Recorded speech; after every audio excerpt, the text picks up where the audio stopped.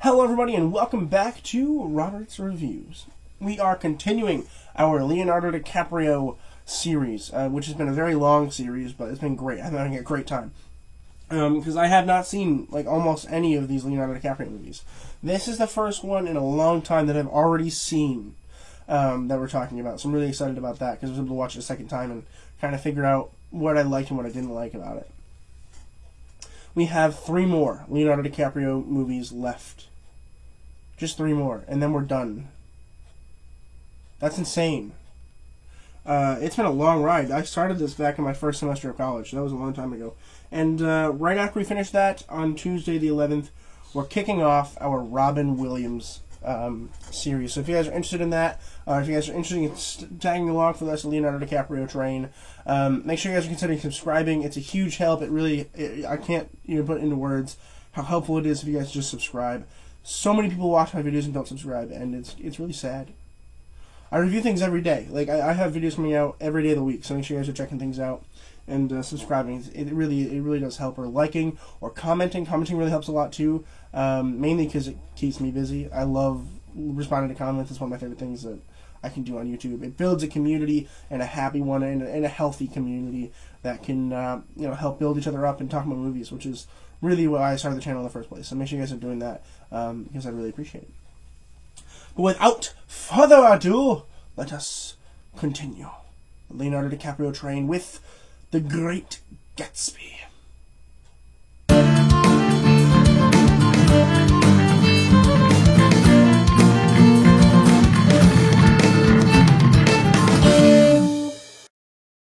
The Great Gatsby was released in 2013. It was written by Baz Luhrmann and Craig Pearce, and it was directed by Baz Luhrmann.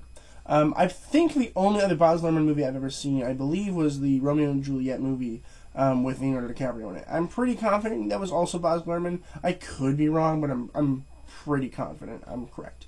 And I like that one. I like the Romeo and Juliet movie. A lot of people didn't, but I really did like it. I had a lot of fun with it. But we're talking about The Great Gatsby today. No spoilers in this review, so make sure you guys are comfortable with that. There's no spoilers, so it's okay. We're going to guide you through it. But a slight synopsis here. Essentially, a man named Nick Carraway moves into this, I think it's West Egg, and maybe it's East Egg. It's one of the eggs, basically by Manhattan. And he moves next door to this guy named Gatsby, who throws these elaborate parties. And he eventually is invited over there to one of the parties, and he meets Jay Gatsby, who is this giant rich person who really is just striving for one goal, which is to get Nick's cousin, Daisy, who's already married, to marry him, even though she's already married. Because the goal here for Jay Gatsby is because he was with Daisy before she got married, and he wants her to say that she has never loved Tom, which is complicated. But for those of you who don't know, this is an adaptation of a book by F. Scott Fitzgerald, and I read the book a couple times. I do like the book a lot. It really just shows a lot of American dreams and all that kind of stuff, where your goal is to kind of build up a life for yourself and all that kind of stuff. And I think it's really interesting that they were able to make a movie out of it. My issue that I'm having is it didn't really quite capture what the point was of the book. And there was a lot of scenes that just didn't need to exist. There was a lot of spectacle, right? Whereas there's so many scenes from these gigantic parties that really don't add a whole lot to the plot. Sure, we need some. We need some to be like, okay, this is Jay Gatsby's place, and it's huge, and he shows all these big parties.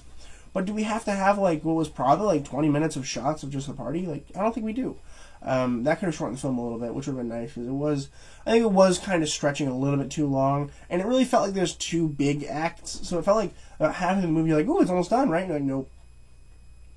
And that was interesting to me. I don't know why they did that. And I don't think the movie quite captured, once again, I don't really think it quite captured the essence of the point of the movie, of the book, which was really, in my opinion, to show that it's the American dream, but you're not always going to get it, and you got to go after love as soon as you can, and if you lose it, you lose it. There's not a whole lot you can do after that. And it's complicated, and you can try so hard, and in the end, it doesn't really matter, which is a song, because it's also important.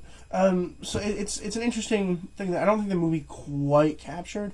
I did okay. I think it was a good movie, and I think it was an okay adaptation, but I don't think at all that it was the best adaptation I've ever seen. and I'm sure there are better ones out there, but that's just me.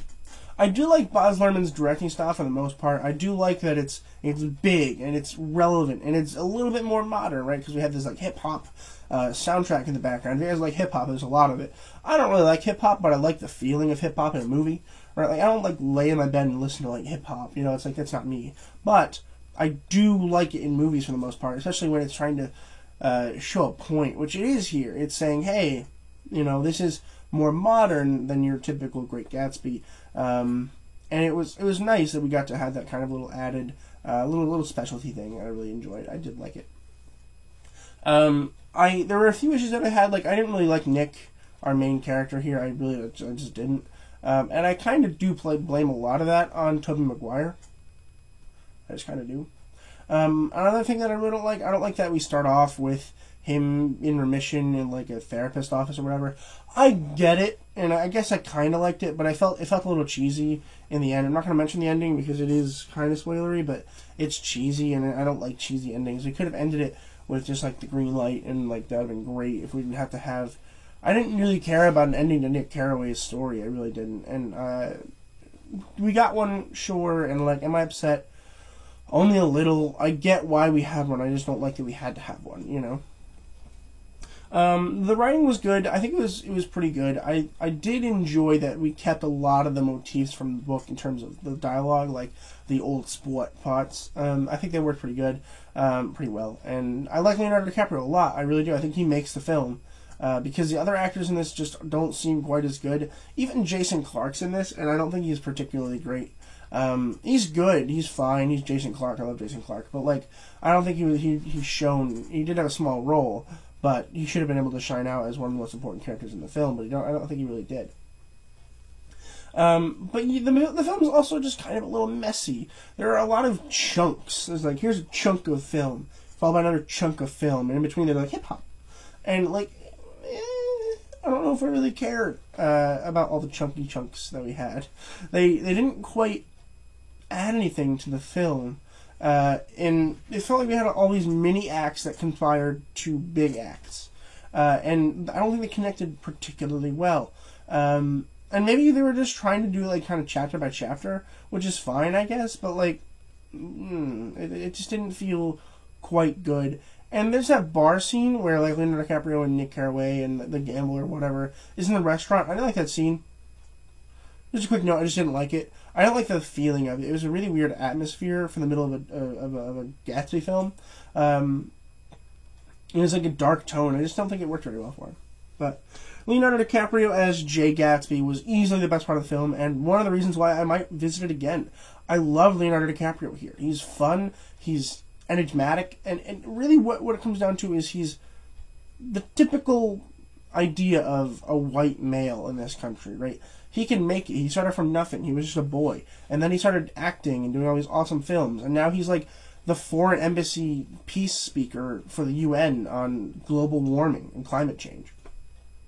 And like he's that exact picturesque version of like blonde hair, blue eyes, white male who grew up and now is rich. And he was able to just... I bet he used a lot of his own experiences for Jay Gatsby. And I think it worked for him. I think it worked really well. And Leonardo DiCaprio really is a credit to his profession. I'm very excited to do the ranked video because so many of his movies are good. It's going to be hard to do. But I'm excited nonetheless. We only have 3 more to go. So in about 3 weeks, we'll be done with every Leonardo DiCaprio movie that is available to me because there are 2 that are not available in this country.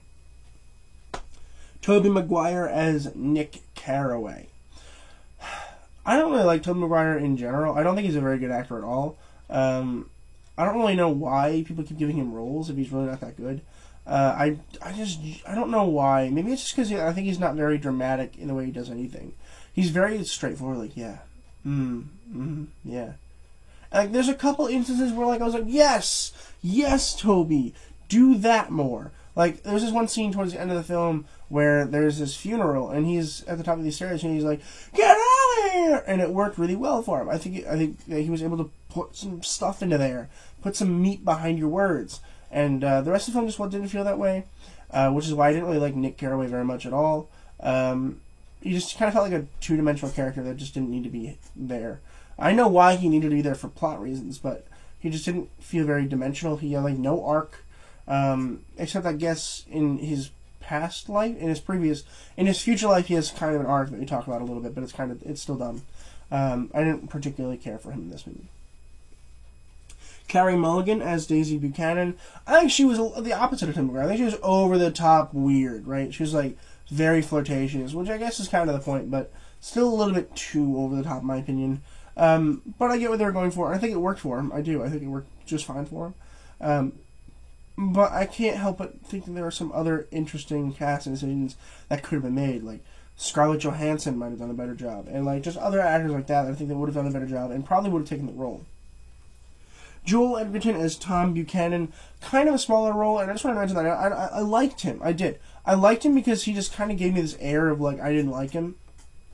Right? Like I didn't like his character at all. I can sympathize with his character, but I don't like his character. And he just gives me this aura of like, don't like me, I promise, it's worth it. And like, I don't know why, it worked. But I am happy that cast decision, I think it worked pretty well. Overall, a really, really fun movie, but not a very great movie, and it's very long, and I will probably watch it like one more time in my life, and that'll be it. But if you guys want to check it out, I don't think it's available anywhere. I think this is one I had to rent. But you can check it out. It is based on a really great novel, and it's still an okay movie. Like it's watchable, it's entertaining, but it's not very good, and there's a lot of parts that fell flat for me. And so I'm gonna give The Great Gatsby a B+. That's going to do it for me today. Looking for the rest of the week, we have Jessica Jones Season 2, Welcome to Marwen Chef, Last Year at Marienbad on Saturday, and on Sunday, I'm going to be doing another Roberts Ranked video where I talk about every single John Green book ever written. So that'll be fun. Make sure you guys check that out if you guys are nerds and like to read young adult fiction. Well, that's going to do it for me today. I hope you guys all have a great day, and as always, keep watching movies and television, stay educated, and I'll see you guys in the next video.